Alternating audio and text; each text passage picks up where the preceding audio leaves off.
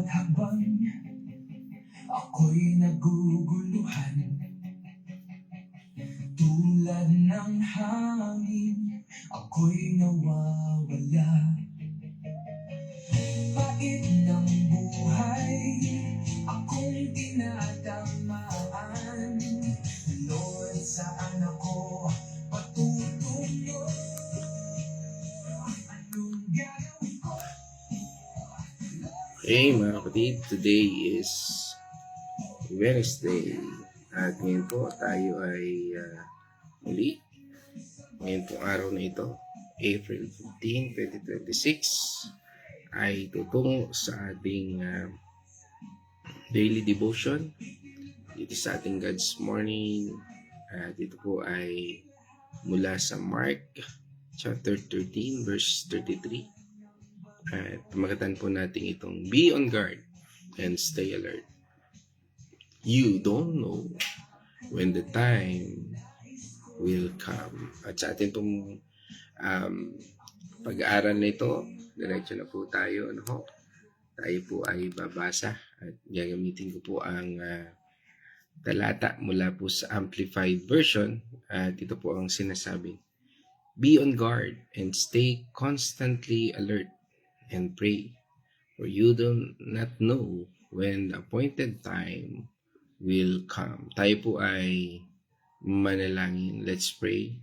Ama naming banal na makapangyarihan sa araw at oras na ito, kami po, Panginoon, ay nagpapasalamat sa araw na ipinagkaloob mo upang buksan at bigyan kami, Panginoon, ng lakas na nagmumula sa iyo. Bigyan mo po kami, Panginoon, ng patuloy na patnubay na nagmumula lamang sa iyong banal na Espiritu. We acknowledge, O God, Lord, ikaw ang guro na siya magtuturo sa aming lahat upang kami, Panginoon, ay mamulat ayon sa iyong katotohanan. Again, Lord, speak to my vocal cords, stand of me and all of you. And this I pray in the name of our Lord Jesus Christ. Amen. Mga kapatid, dito po sa ating tinalakay na ito, ito ay very popular ang talatang ito. Sabi dito sa ating binasa, ay be alert. At napakahalaga po sa atin na tayo ay maging alerto. At sa buhay natin bilang mananampalataya, ay maganda na maging kasangkapan natin ang pagiging attitude ng magkaroon po tayo ng alertness. At dito sa chapter nito, mula po sa Mark chapter 13, ay ito po tinatawag na the Olivet Discourse, o ang sermon ng ating Panginoong Hesus tungkol sa huling panahon at sa kanyang pagbabalik. Dito kausap po na ating Panginoong Hesus ang kanyang mga disipulo doon sa bundok ng Olives. At bago po 'yon, tinanong ang ating Panginoong Jesucristo at ng mga disipulo, Lord, kailan ba mangyayari ang lahat ng ito? Ano po ba ang sign? At yan, marami rin po sa atin na nagtatanong, ano nga ba yung sign? Kailan ba mangyayari? Ano ba ito? At dito po, napakahalaga po ng sagot ng ating Panginoong Jesucristo. Dahil ang sagot po niya, walang makakaalam ng eksaktong oras. Kaya nga, ang pinakamahalagang utos ng ating Panginoon Diyos dito ay hindi para alamin ang petsa, kundi para maging handa. Dahil nga sinasabi po natin, be alert. Sinasabi niya ng ating Panginoon Jesus ito, hindi para takutin tayo, kundi para protektahan tayo. Kaya nga po, gusto ng ating Panginoon Jesucristo na habang nandito pa tayo sa mundong ito, hindi tayo maging kampante o sabihin na po natin from the word itself, tabi-tabi po, sabi nga, sa pasintabi tayo doon sa mga tao na baka masaktan. Dito po kasi ang ating topic ngayon ay hindi po tayo maging kampante o tamad, kundi laging nakatayo sa katotohanan. Dahil parang siguro isipin natin na para tayong sundalo, yan, o isang driver, yan, parang ganun po kasi bilang sundalo, kapag ikaw po ay na-assign sa border o gwardiya, kung tayo ay na-assign doon, hindi naman tayo pwedeng pahila-hilata lang di ba? Patulog-tulog sa pansitan, no? Hindi po, dahil alam natin na anumang oras pwedeng umatake ang kalaban, no? Kapag pumikit tayo, delikado ang buhay natin at ganun din po ang buhay ng mga kasama natin sa kampo. Ganun po yan. At parang driver, no? Kapag nagmamaneho ko sa highway, no?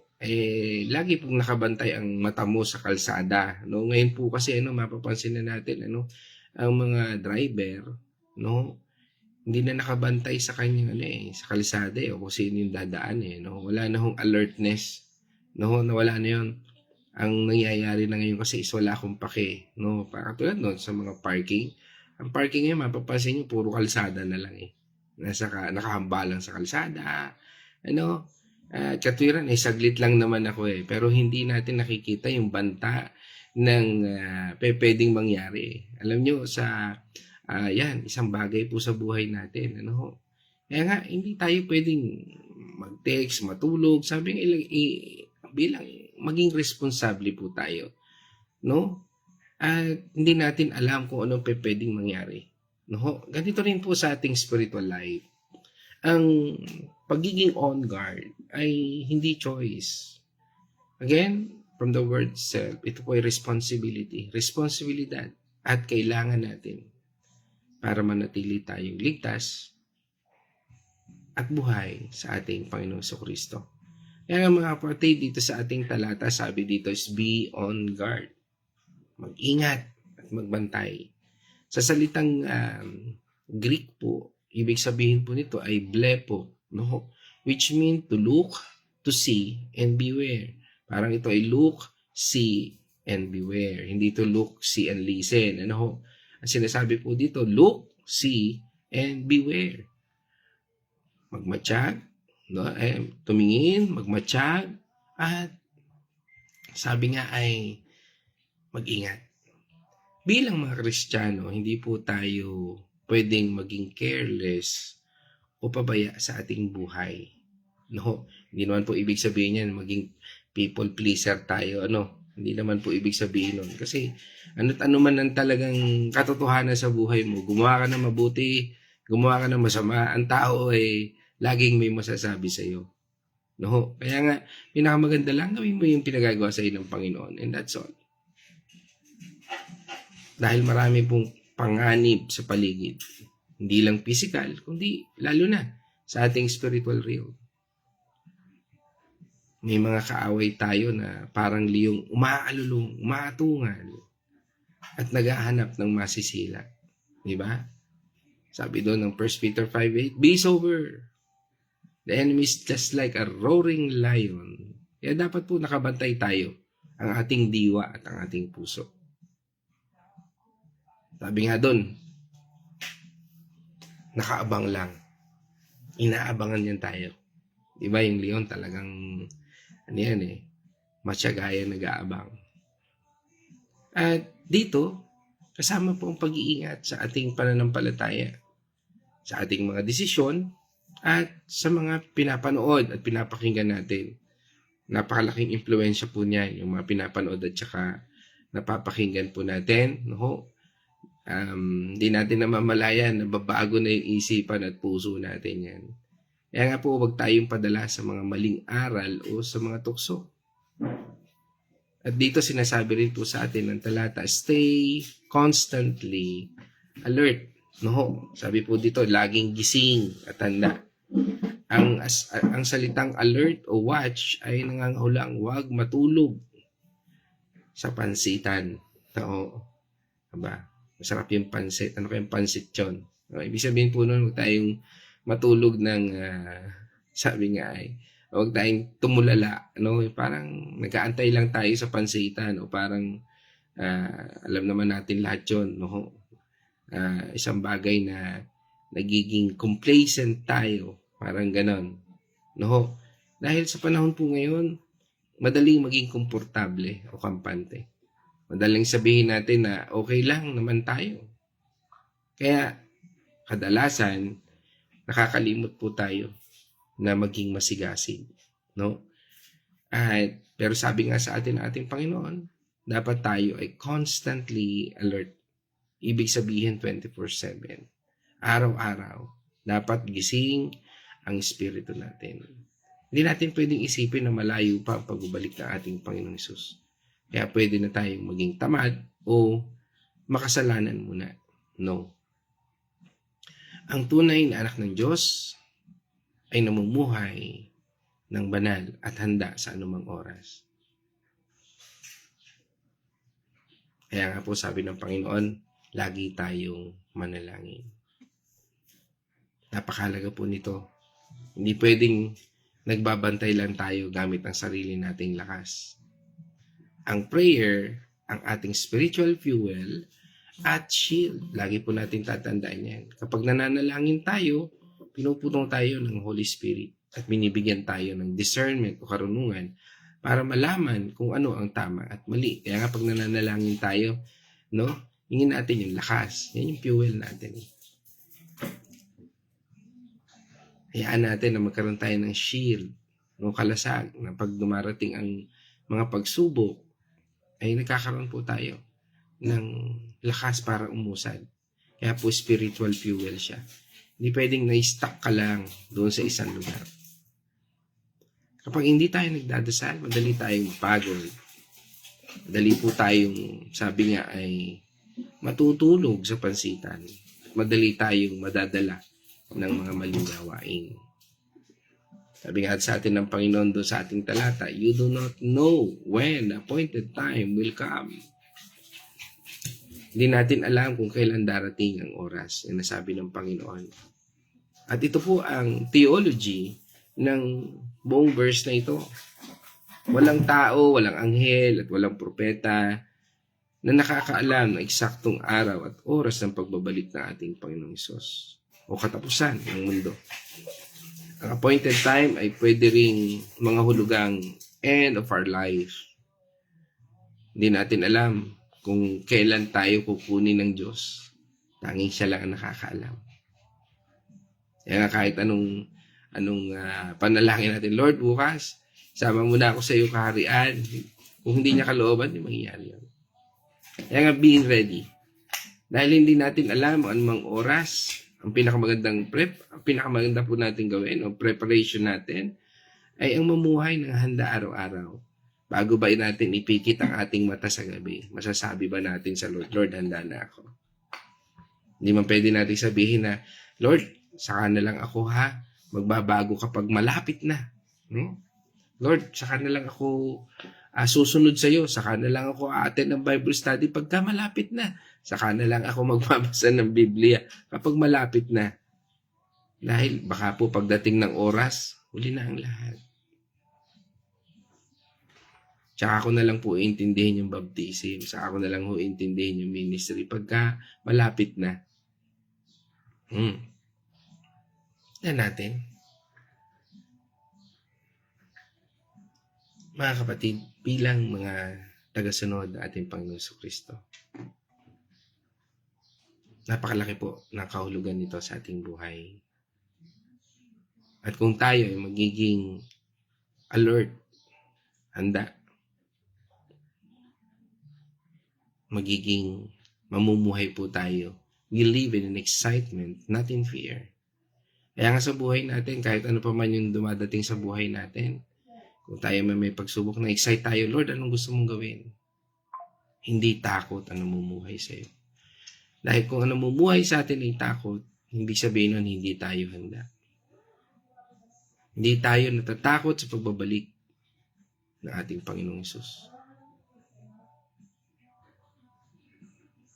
Diba?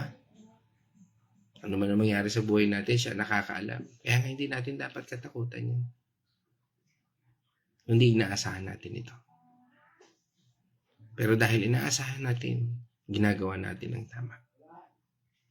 Diba sabi nga sa atin ng Titus chapter 2 verse 13? Diba? Sabi doon, looking for the blessed hope and the glorious appearing of the great God and our Savior, Jesus Christ. Yan po sabi niya doon, looking for the blessed hope. Inaasahan natin na merong blessed hope sa lahat ng nangyayari sa ating buhay. Laging may pag-asa.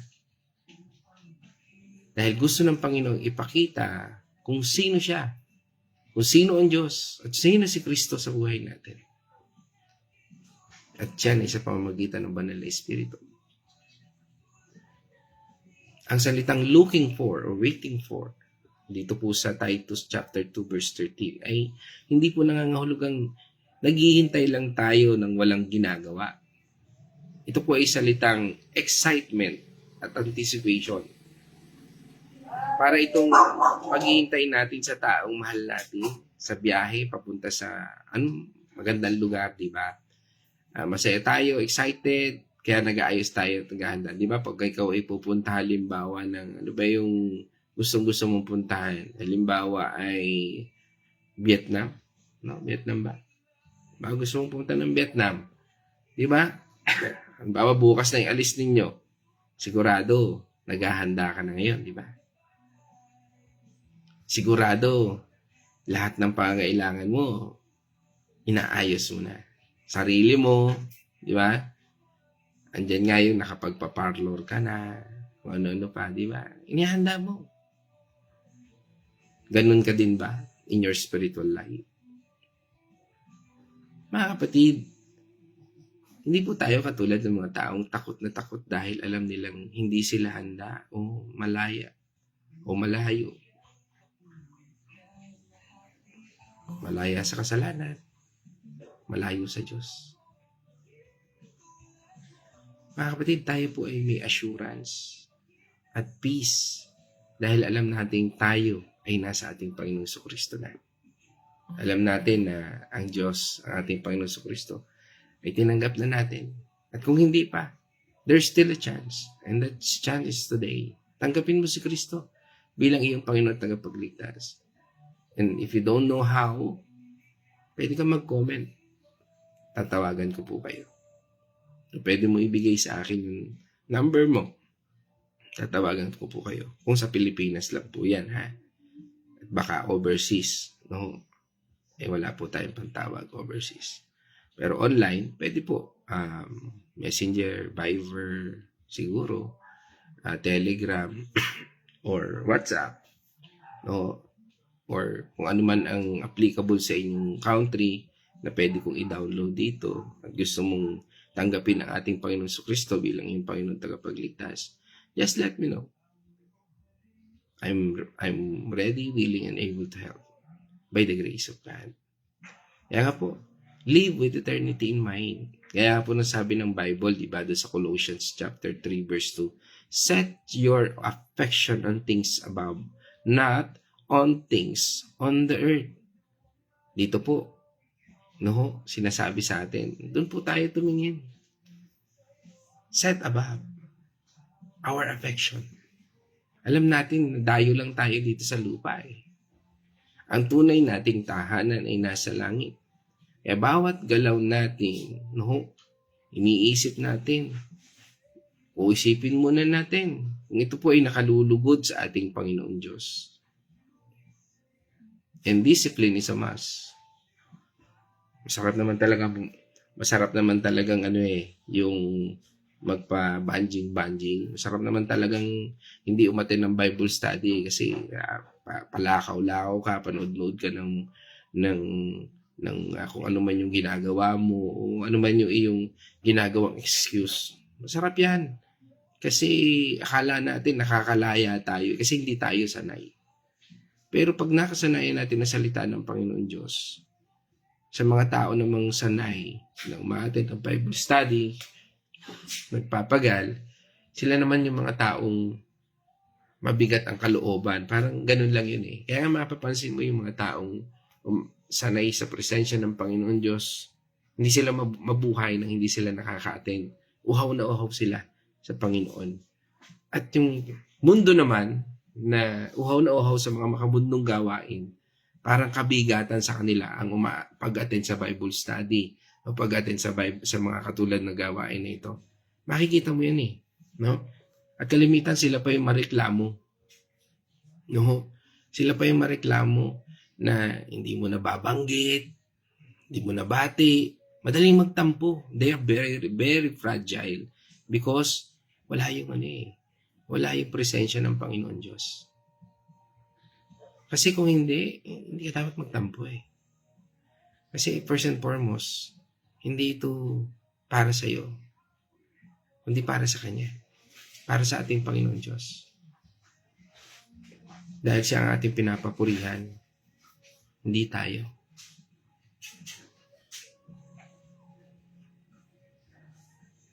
Kaya nga, discipline is a must.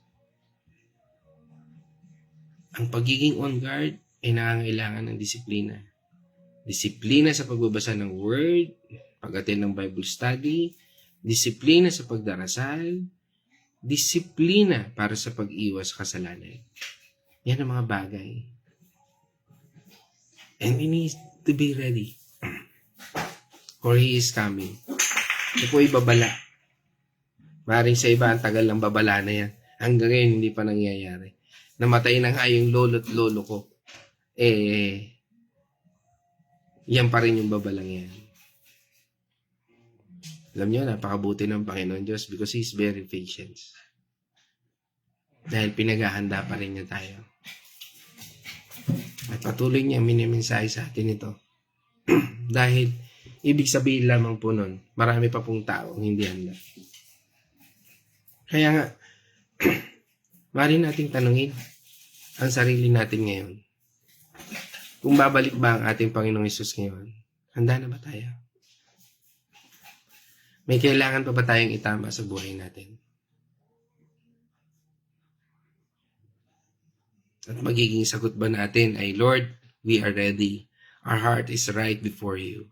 Masasabi ba natin yan? Mga kapatid, sa akin po pagtatapos. Kapag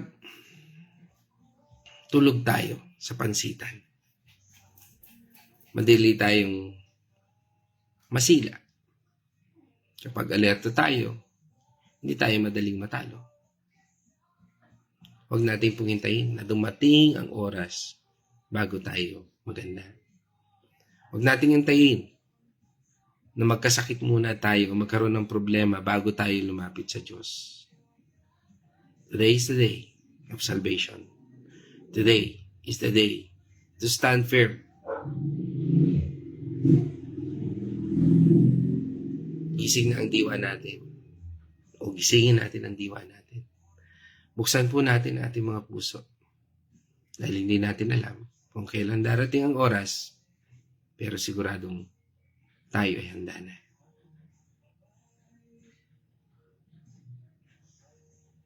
At ang siguradong handa, ayan ay nakikasigurado na tinanggap niya ang ating Panginoong Jesucristo bilang ating Panginoon at tagapagligtas. Siya ay 100% tao at 100% Diyos. At siguradong iniligtas niya tayo. Be on guard, stay alert, and pray always. Mga kapatid, dyan po ako magtatapos at ngayon naman tayo dadako sa Venice Reflection. God's willing, mga kapatid, dito po sa ating napag-aralan ay natutunan natin na hindi natin alam kung kailan babalik ang ating Panginoong Jesucristo at kung kailan matatapos ang ating buhay. Kaya naman dapat tayo maging handa, gising ang diwa at mamuhay ng tama at malinis ng puso araw-araw.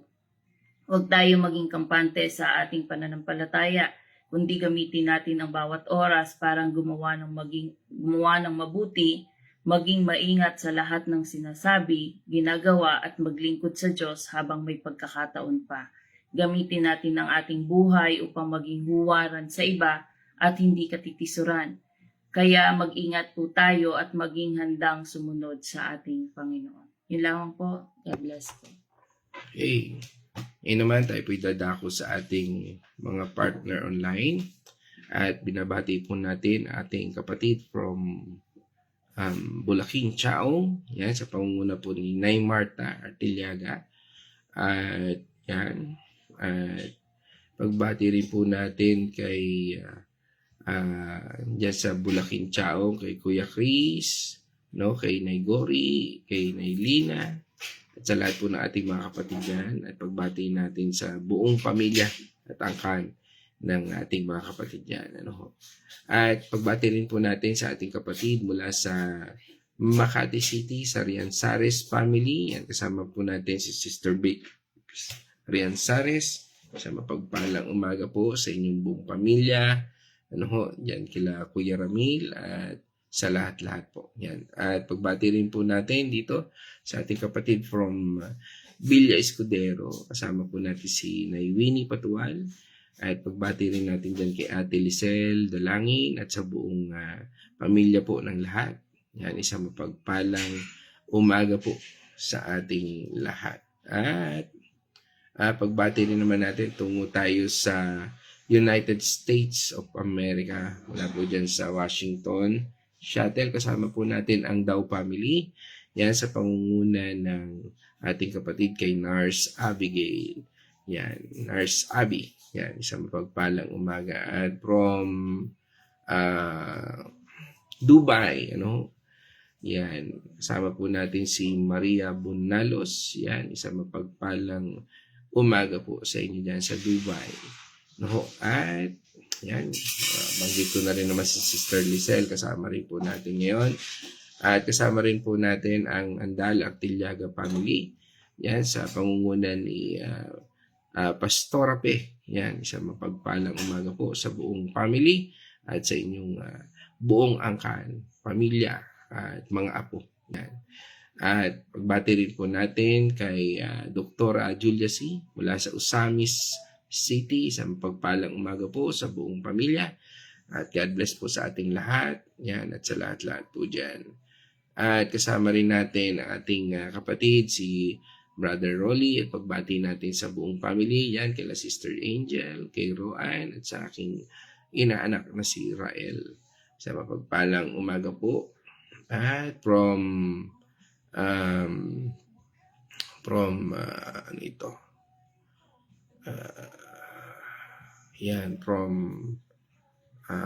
yan, kasama rin po natin si from Taguig, no, si Sister Annabel Asioche. Yan, isang mapagpalang umaga sa iyo kapatid, no, at kay Brother Jerome at sa buong pamilya.